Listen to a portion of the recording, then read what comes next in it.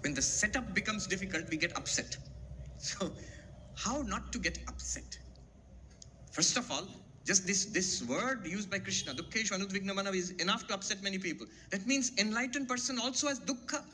Suffering is there even for the enlightened person. Then what is the purpose? I thought all my sufferings will go away once I become enlightened. But if suffering is there even after enlightenment, then I thought all sufferings will go away. Vedanta promises atyantika dukkha nivritti paramananda praptischa, attainment of utmost bliss and overcoming suffering. But if suffering is there even in enlightenment, it will continue. Look at the lives of the people you consider holy, spiritual, spiritually advanced, avatars, incarnations, whatever you want to call them. They had ups and downs in life. They faced so many challenges. But interestingly, their reaction was very different from our reaction. So here is the beautiful insight. Bhagavan Buddha, I really love this story and I've told it a number of times. What does spirituality do actually? So this is a story, original story from the earliest Buddhist scriptures. I'm thankful to Professor Arindam Chakravarti of the University of Hawaii, who pointed this out. He told this in a lecture. He said the Buddha was once asked by one of the bhikshus, "Then I have a question." What is the question?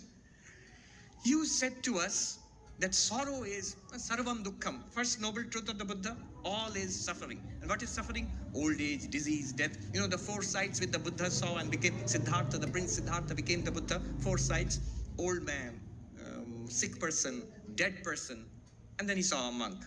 So these three are the symbols, the placeholders for suffering. Old age is suffering. One doctor said, "Swami, nowadays with modern technology and modern medical science, we can ensure you will live long, but we cannot ensure you will live well." So old age is suffering, jara. Then disease is suffering. And then death is suffering. At least the fear of death and unpleasantness associated with it, it's suffering. And you said there's a way to go beyond sorrow. You, Bhagavan Buddha, you taught us there's a way to go beyond sorrow.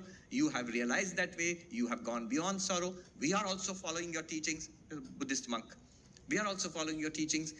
But we are growing old. We are also getting disease. Some of us have died. You are also growing old. You are also getting disease. And probably, unfortunately, in some time in the near future, you will die. Then how have you overcome sorrow? Sorrow is old age, disease, death. You said you have overcome sorrow and you're teaching us how to overcome sorrow. But you have not overcome sorrow. You're getting old, you're getting disease, you're going to die. We are also getting old, disease, and die. Inevitable. Then how has spirituality helped you to overcome sorrow?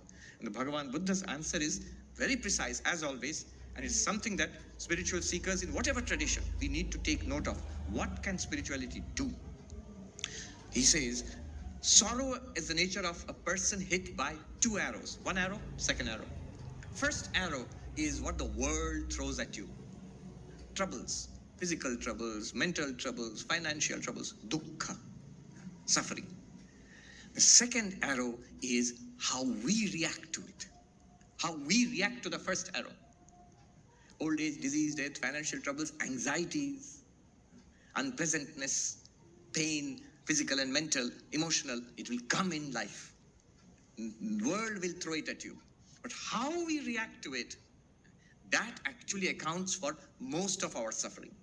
Any doctor knows this. Doctors will tell you that serious disease, probably terminal, and the patient faces it with dignity and calmness and serenity. Small problem, patient is broken down and hysterical and creating a huge chaos, which means it's not really the problem outside which is causing our suffering. It's our reaction to the problem which is causing suffering. Serious problem, very serene and calm. So there's really no suffering inside. I'll tell you in Hindi, one sadhu beautifully put it. We think, samsar ke karan mera man ashant hai.